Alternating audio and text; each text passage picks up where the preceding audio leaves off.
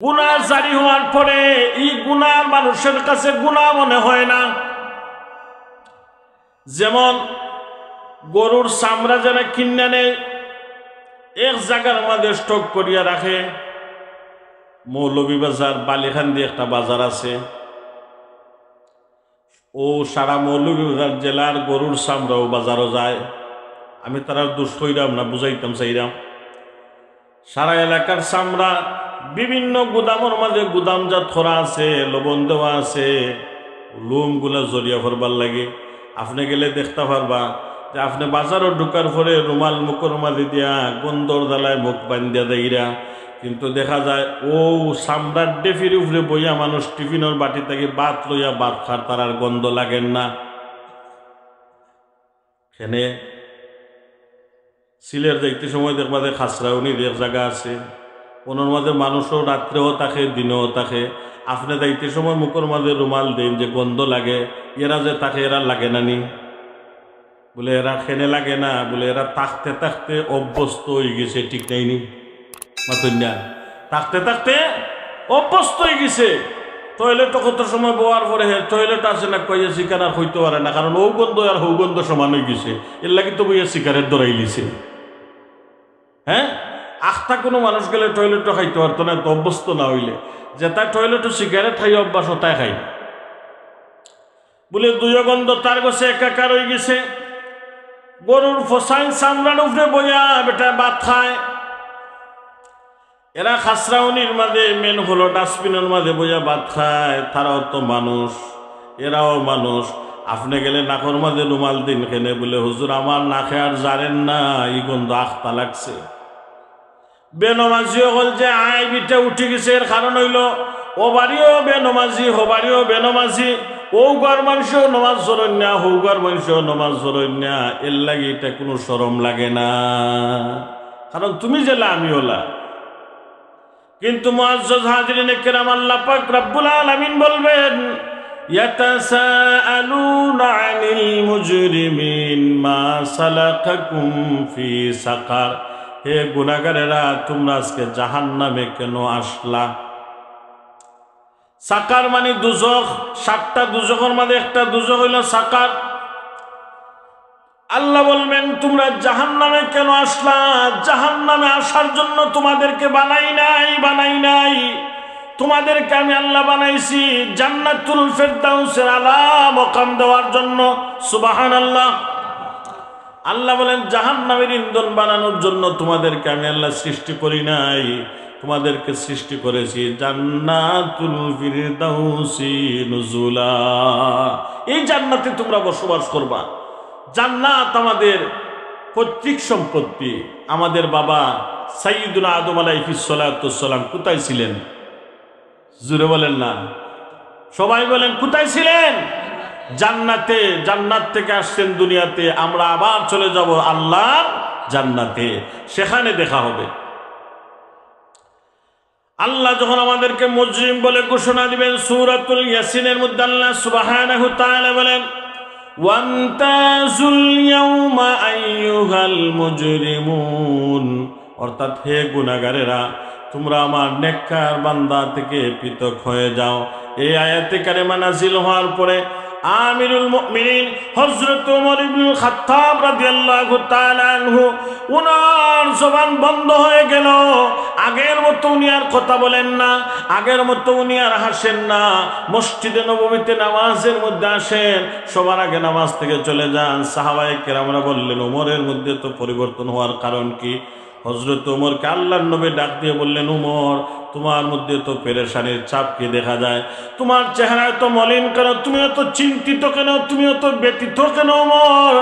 হযরত ওমর বললেন, ইয়া রাসূলুল্লাহ, জিবরাইল আলাইহিস সালাম যে আয়াতে কারিমাটা নিয়ে আসলেন, আল্লাহ নাকি হাসরের ময়দানে বলবেন, হে গুনাহগারেরা, হে মুজরিমরা, তোমরা আমার নেককার বান্দাদের থেকে পৃথক হয়ে যাও। আমি ওমরের বড় ভয় হইতেছে ইয়া রাসূলুল্লাহ, যদি আল্লাহ গুনাহগার এবং নেককারদেরকে আলাদা করেন, আল্লাহ যদি বদকারের কাতারে আমি ওমরকেও দিয়ে দেন। বলুন সুবহানাল্লাহ। কিন্তু ওমর রাদিয়াল্লাহু তাআলা আনহু জান্নাতি জান্নাতি, এতে কোনো সন্দেহ নাই। আল্লাহর হাবিব 10 জন সাহাবীর নাম যখন ঘোষণা করেন, আশারে মুবাশশারার 10 জন সাহাবীর মধ্যে অন্যতম একজন হলেন হযরত ওমর ইবনুল খাত্তাব রাদিয়াল্লাহু তাআলা আনহু। কিন্তু হযরত ওমর চিন্তা করেন, যদি আল্লাহ আমাকে গুনাহগার বলে আলাদা করে দেন, আর আমরা গুনার কোনো শেষ নাই, তারপরে আমাদের দিলে কোনো ডর নাই, ভয় নাই। ও মুমিন মুসলমান, আল্লাহ যেদিন প্রশ্ন করবেন, বান্দা তুমি জাহান্নামে কেন আসলা, তখন আল্লাহ পাক রব্বুল আলামিনের বান্দা সেই দিন আর কোনো জবাব দিবে না, বড় টেনশন করবে কি জবাব দিবে। তখন তার একটা জবান দিয়ে আসবে, আল্লাহ পাক রব্বুল আলামিন সেটাও বলে দিলেন কি জবাবটা আল্লাহর বান্দা দিবে। গুনাহগারেরা জাহান্নাম থেকে বলবে, ক্বালু লাম নাকু মিনাল মুসাল্লিন, ও আল্লাহ আমরা নামাজি ছিলাম না, ও আল্লাহ আমরা নামাজ পড়তাম না। যারা নামাজ পড়তো তাদেরকে আমরা ঠাট্টা বিদ্রুপ করতাম, যারা নামাজ পড়তো তাদেরকে নিয়ে আমরা হাসাহাসি করতাম। বলুন নাউজুবিল্লাহ। এই যে অতি সহজে বললেন যে ক্বালু লাম নাকু মিনাল মুসাল্লিন, আল্লাহ আমরা নামাজি ছিলাম না। হাসরের ময়দানে লক্ষ কোটি মানুষের সামনে আল্লাহ পাক রব্বুল আলামিন একগুলো মানুষদেরকে প্রশ্ন করবেন, তুমি কি জীবনে নামাজ পড়েছো? তখন একটা কট্টর বেনামাজি উঠে বলবে, আল্লাহ আমি নামাজ পড়েছি। বলুন নাউজুবিল্লাহ। কারণ বিছানাত মারতে মারতে তো অভ্যাস, আল্লাহর কাছেও গিয়া কইব আল্লাহ আমি নামাজ পড়ছি, মনে মনে তার কে লাগিতে হৌগাটো বললে ফার হয়ে যাব। আল্লাহ পাক রব্বুল আলামিন জানেন ওই নামাজ পড়ে নাই, কারণ কিরামান কাতিবিনা ইয়ালামুনা মা তাফআলুন, দুইজন সম্মানিত লেখক আমাদের প্রতিনিয়ত প্রতি মুহূর্তে লিখতেছেন। আল্লাহ কিন্তু প্রশ্ন করবেন, তুমি কি নামাজ পড়ছো? তখন বলবে যে আল্লাহ হ্যাঁ আমি নামাজ পড়ছি, অবশ্যই নামাজ পড়ছি। আসলে কিন্তু আল্লাহর বান্দা নামাজ পড়ে নাই। তখন আল্লাহ পাক রব্বুল আলামিন বলবেন, যদি তুমি নামাজ পড়ো তাহলে আজকে লক্ষ কোটি মানুষের সামনে একটা সেজদা দিয়ে আমি আল্লাহকে দেখাও কিভাবে নামাজ পড়েন। তখন আল্লাহর বান্দা কিং কর্তব্য বিমূঢ়, অর্থাৎ ফেরাও নমরুদুল্লাহ খান ফাবুইত আল্লাযী কাফার, অর্থাৎ আবুটুকু খানি শুরু করবো যে সেজদা কিলা দিত। আখতা নমাজি হলো তো বড় বিপদ। হ্যাঁ, আখতা একটা দেখর বাড়ি গেছে নমাজ মাজ হরেন, ইতা দেখুন যেন খালি চায় যে ইমাম সাহেব কিতা কররা না কররা। আর যেটা ঈদের নমাজও যায়, ইতা হারামও নমাজ হয় না বেশিরভাগ, কারণ ইটা ঈদের নমাজের জানাজার নমাজ মনে করে, আর তকবির বাইন্দা খালি চায়, অর্থাৎ কয়বার আপ তুলুন আর কয়বার লামাইন। এতো জিন্দিগিতেও ইটা দ্বারে কাছেও গেছে না, আখতা বিপদ করিয়া গেছে। ঈদের দিন না গেলে মাইসে কিতা কইব, এর লাগি গেছে গিয়া ঈদের নমাজের জানাজার নমাজের লাগান পড়ছে, আর জানাজারে মাঝে মাঝে একটা ঈদের নমাজের লাগান পড়িলে তা জানে না। এই যে আপনি যদি মনে করেন যে একজনে জানেন না তো কিতা করতো, বলে জানছেন না ওটা একটা গুনাহ, আপনি জানলা না খেনে জীবনে কত বাটিয়ালি গান শিখলা, কত গান আপনি মুখস্থ করলাম। আর জানাজার নামাজও উভয় আপনার হক মারিয়া ইমাম সাহেব এখন ইমাম সাহেব নিয়তটা কইয়া দিলাম, কত বড় নিয়ত ঠিকরার করে নিয়ত ঠিক রাখছে। যে বেটা 60 বছর খাটাই লিল জানাজার নামাজের নিয়ত শিখলো না, জানাজার মাঠও উবাইয়া ও বেটা নিয়ত শিখিলিব নি, ওটা আপনারা বিশ্বাসে লইনি। বলে আরবি নিয়ত করার দরকার না, বাংলা নিয়ত হইব বলে তো ওখানেও থাকো, বাংলা নিয়ত হইব যে ওখানেও থাকো, অবশ্যই হইব। আর আরবি ইমাম সাহেব হইয়া দিল এর অর্থ কিতা বলে যদি ভুল ফরি যায় আমরা, তো ওটা আমরা রিয়াই দইল, এটা একটা মন বুঝানির মাত। আরবি নিয়ত আপনি জানাজার মাঠও উবাইয়া শিখতা নাই, আর নিয়ত আরবিতে করা আপনার লাগি ফরজও নাই, আপনি বাংলায়ও নিয়ত করলে নমাজ হইব। আল্লাহ সুবহানাহু তাআলা একগুলো মানুষকে বলবেন, তোমরা জাহান্নামের মধ্যে কেন আসলা? তারা বলবো যে আল্লাহ আমরা তো নামাজি ছিলাম না, দুনিয়াতে আমরা নামাজ পড়তাম না। আরেকগুলো মানুষকে আল্লাহ প্রশ্ন করবেন, তুমি কি নামাজ পড়তা? হাসরের ময়দানে সে বলবে আল্লাহ আমি নামাজ পড়তাম। আল্লাহ বলবেন একটা সেজদা দিয়ে দেখাও। তখন আল্লাহর বান্দা শত চেষ্টা করবে, সেজদা দিতে পারবে না। আল্লাহ পাক রব্বুল আলামিন কুরআনুল কারীমের মধ্যে বলেন তার অবস্থাটা কেমন হবে, খাশিয়াতান আবসারুহুম তারহাকুহুম জিল্লা, লজ্জায় তার মস্তকটা অবনত হয়ে যাবে। সেই দিন কিন্তু আর সেজদা দেওয়া যাবে না, সম্ভব হবে না। যা করার এই দুনিয়াতেই করতেই হবে।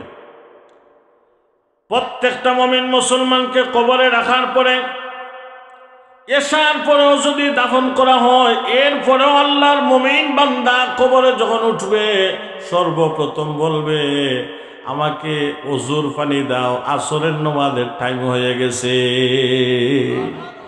নামাজ যদি পড়েও না, কিন্তু একথা এই যে কোনো ওক্তে যদি তাকে দাফন করা হয়, কিন্তু এই ওক্তের কথা বলবে। এর কারণ হলো নামাজি মানুষ প্রথমে উঠার পরেও তার নামাজ নিয়ে চিন্তা থাকবে। একজন মানুষ তার বাল্যকাল থেকে নিয়ে 70 বছর বয়স পর্যন্ত জীবনে কোনোদিন নামাজ ছাড়ে নাই। এমতো অবস্থায় যদি মানুষটা 70 বছরে যদি অসুস্থ হয়ে যায়, যেমন কোনো ক্রমে আর নামাজ পড়তে পারতেছে না, তখন আল্লাহর বান্দা কি করবে? কিন্তু নামাজি মানুষ ছিল, ওয়ারাজুলুম মুআল্লাকুন কালবুহু ফিল মসজিদ, 7 কুরো মানুষের লগে 1 কুরো মানুষ ওই মানুষটা যে মানুষের দিল অন্তর সদা সর্বদা আল্লাহর ঘর মসজিদের দিকে তার লাগানো থাকে। আল্লাহর হাবিব বলেন, যেদিন আরশে আজিমের ছায়া ব্যতীত আর কোনো ছায়া থাকবে না, আল্লাহ পাক রব্বুল আলামিন আরশে আজিমের ছায়ার নিচে 7 কুরো মানুষদেরকে আল্লাহ আশ্রয় দিবেন, ছায়া প্রদান করবেন। 1 নম্বর হলো ইমামুন আদিল, ইনসাফকার শাসক, ন্যায় বিচারক মুরব্বী। যে মুরব্বী 200 টাকার লাগি বিচার করায় না, যেই মুরব্বী 500 টাকা পাওয়ার ফলে গরিবের বিপক্ষে যায় না, আল্লাহ পাক রব্বুল আলামিন বললেন, আল্লাহর হাবিব বললেন ইমামুন আদিল, ইনসাফকার শাসক, ন্যায় বিচারক বাদশাহ, যাকে আল্লাহ পাক রব্বুল আলামিন আরশে আজিমের নিচে আল্লাহ জায়গা করে দিবেন। সুবহানাল্লাহ। 2 নম্বরে হলো ওয়াশাবুন নাশা ফি ইবাদাতিল্লাহ, ও যুবক আল্লাহ আরশের ছায়ার নিচে জায়গা দিবেন, যেই যুবক তার জওয়ানির সময়টা আরেকটা নারীর পিছনে না ঘুরাইয়া আল্লাহ পাক রব্বুল আলামিনের জন্য কুরবান করে দিয়েছে। ওয়াশাবুন নাশা ফি ইবাদাতিল্লাহ, যেই যুবক তার জওয়ানির সময়টা, একজন যুবক পারে যে কোনো কনকনে শীতের সময়ে উত্তমভাবে ওযু করে ফজরের নামাজ মসজিদে পড়তে, কিন্তু অনেক সময় বৃদ্ধ মানুষের মনে আশা থাকলেও তার পক্ষে সম্ভব হয় না। হয়তো শ্বাসকষ্ট হয়ে গেছে, অথবা ডায়াবেটিক্স হয়ে গেছে, নানান রোগে আক্রান্ত 70 ঊর্ধ্ব বয়স্ক মুরব্বীর পক্ষে শীতকালীন সময়ে ফজরের নামাজ পড়া বড় কষ্ট। কিন্তু একটা যুবক যদি চেষ্টা করে ফজরের নামাজ জামাতে পড়তো, তার পক্ষে এটা সহজ না কঠিন? জোরে বলেন। শুধুমাত্র নিয়ত করতে হবে যে আল্লাহ আজকে থেকে আমি ফজরের নামাজ পড়ব, বলুন ইনশাআল্লাহ। 70 ঊর্ধ্বে একজন মুরব্বী আগের মতো নামাজ পড়তে পারেন না, কিন্তু তার জীবনে কোনোদিন নামাজ ছাড়েন নাই। কিন্তু আল্লাহর বান্দা অঝর দরায় চোখের পানি ফেলে কাঁদেন আর আফসোস করেন যে আল্লাহ, আমার শরীরের মধ্যে যদি আগের মতো শক্তি থাকতো, আমিও তো মুয়াজ্জিন সাহেবের পাশে দাঁড়িয়ে মসজিদে নামাজ পড়তাম। কিন্তু আল্লাহ, আমার এই শক্তি তুমি কেড়ে নিয়েছো, কোনো সমস্যা নাই। আল্লাহ হাসরের ময়দানে এই নামাজের জন্য আমাকে কিভাবে আটকে দিবে, এটা আমার ভয় লাগে। আল্লাহর বান্দা অঝর দরায় চোখের পানি ফেলে আল্লাহ পাক রব্বুল আলামিন কিরামান কাতিবিনকে বলবেন, ও আমার সম্মানিত লেখক ফেরেশতারা, তোমরা আমার বান্দার অতীতের জীবনের পৃষ্ঠাগুলা উল্টাও। তখন আল্লাহর বান্দার অতীতের জীবনের পৃষ্ঠা উল্টাইয়া দেখা যাবে 20 বছর বয়সে, 16 বছর বয়সে শুধুমাত্র নামাজ আর নামাজ। বলুন সুবহানাল্লাহ। শুধুমাত্র নামাজ আর নামাজ, জিকির আর জিকির, অর্থাৎ শুধু বালাখাজ আর বালাখাজ। আল্লাহর বান্দার জওয়ানির সময়টা এক এক করে আল্লাহ পাক রব্বুল আলামিন দেখবেন। শেষ পর্যন্ত 80 বছরের কোটায় অসুস্থ মানুষ সারাটা জীবন আল্লাহর জন্য কাটিয়েছে। এখন আর আগের মতো দাঁড়ানো যায় না, আগের মতো সোজা হওয়া যায় না, আগের মতো নামাজ পড়া যায় না। এমন সময় আমাদের আসবে কিনা? অবশ্যই আসতেও পারে। যদি আমরা বাঁচি, তাহলে এই সময়টাকে আমাদের কাজে লাগানোর দরকার আছে না নাই? জুড়ে বলেন। আল্লাহ পাক রব্বুল আলামিন ফেরেশতাদেরকে বলবেন, ও ফেরেশতারা, তোমরা লেখো, লিখতেই থাকো আমার বান্দার নামায় আমলের মধ্যে সদা সর্বদা জিকিরের আমল লিখতে থাকো। অর্থাৎ আগেকার জীবনে প্রথম জীবনে কষ্ট করবেন, শেষ জীবনে বসে বসে ইবাদত পাবেন, এটাই সব পাবেন। প্রথম জীবনটা যদি কষ্ট করে সাজাইতে পারো, রঙিন করতে পারো, শেষ জীবনে আমাদের ফলটা অবশ্যই ভালো হবে। অর্থাৎ যেমন কর্ম করবেন তেমন ফল আপনি পাবেন। আল্লাহ সুবহানাহু ওয়া তাআলার মধ্যে কোনো কৃপণতা নাই, কোনো বখিলতা নাই। আল্লাহ যাকে দেন দেওয়ার মতো দেন, কারণ আল্লাহ বান্দাকে দিতে হলে কোনো হিসাব নিকাশ করেন না।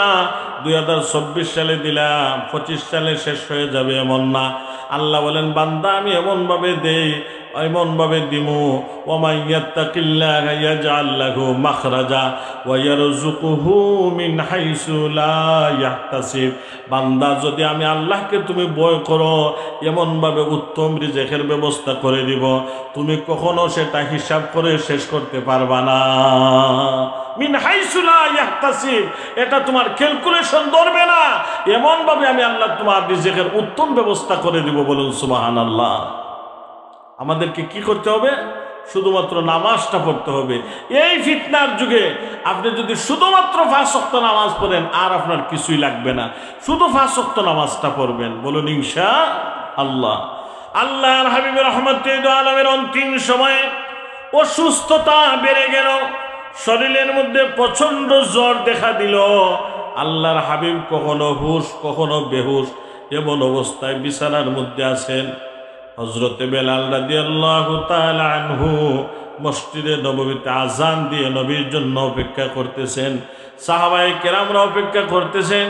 নবীর দেরি হইতেছে, আল্লাহর নবী বাহির হইতেছেন না। সাহাবায়ে কেরামরা হাউ মাউ করে শিশুর মতো কেঁদে উঠলেন।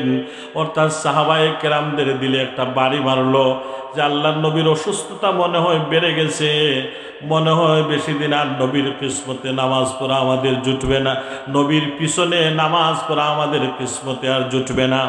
আল্লাহর হাবিব 2 জন সাহাবীর কাঁধের মধ্যে মোড় দিয়ে মসজিদে আসলেন, ইমামতির মাধ্যমে নামাজ আদায় করলেন। যত দিন যাইতে আছে আল্লাহর হাবিবের শরীরের অসুস্থতা তত বাড়তেছে। সিদ্দিক আকবর রাদিয়াল্লাহু তাআলা আনহুকে ইমাম বানিয়ে মসজিদে নববীতে জামাতের সহিত নামাজ শুরু হয়ে গেছে। কিন্তু হুজুরে পাক সাল্লাল্লাহু আলাইহি ওয়াসাল্লাম হুজুরা মুবারকে শায়িত, আল্লাহর হাবিব অসুস্থ, তখন আর উঠতে পারেন না। কখনো মাথা তুলেন, কখনো আবার বালিশে মাথা নাগান। এমন অবস্থায় মসজিদে নববীতে কেরাতের আওয়াজ শোনা যায়। আম্মা জান আয়েশা সিদ্দিকা রাদিয়াল্লাহু তাআলা আনহা আল্লাহর হাবিবের শিয়রে বসা। হুজুর বললেন, আয়েশা মসজিদে নববীতে কিসের আওয়াজ শোনা যায়? আয়েশা সিদ্দিকা রাদিয়াল্লাহু তাআলা আনহা বললেন, ইয়া রাসূলুল্লাহ, ইয়া হাবিবাল্লাহ, নবীজি গো হযরতে বেলাল আযান দিয়েছেন, বহুক্ষণ সাহাবায়ে কেরামরা আপনার জন্য অপেক্ষা করেছেন, আমার বাবার ইমামতিতে জামাত চলতেছে। হুজুর বললেন, আয়েশা আমার মস্তকটা একটু উঁচু করে রাখো, মসজিদে নববীর দৃশ্যটা আমাকে দেখাও। হযরত আম্মা জান আয়েশা সিদ্দিকা রাদিয়াল্লাহু তাআলা আনহা আল্লাহর হাবিবের মস্তক মুবারক উঁচু করে রাখলেন। আল্লাহর হাবিব মসজিদে নববীতে তাকিয়ে রইলেন। অজর দরায় চোখের পানি গড়িয়ে পড়তে লাগলো। আম্মা জান আয়েশা সিদ্দিকা রাদিয়াল্লাহু তাআলা আনহা বলেন, ফিদাকা আবি ওয়া উম্মি ইয়া রাসূলুল্লাহ, নবীজি গো আমার মা বাবা আপনার কদমে কুরবান হোক ইয়া রাসূলুল্লাহ। আমার বাবা কি কোনো গুস্তাকি করেছেন, কোনো বেয়াদবি করেছেন? হুজুর বললেন না। হযরত আয়েশা বললেন, ইয়া রাসূলুল্লাহ, তাহলে আপনার চোখের মধ্যে পানি কেন?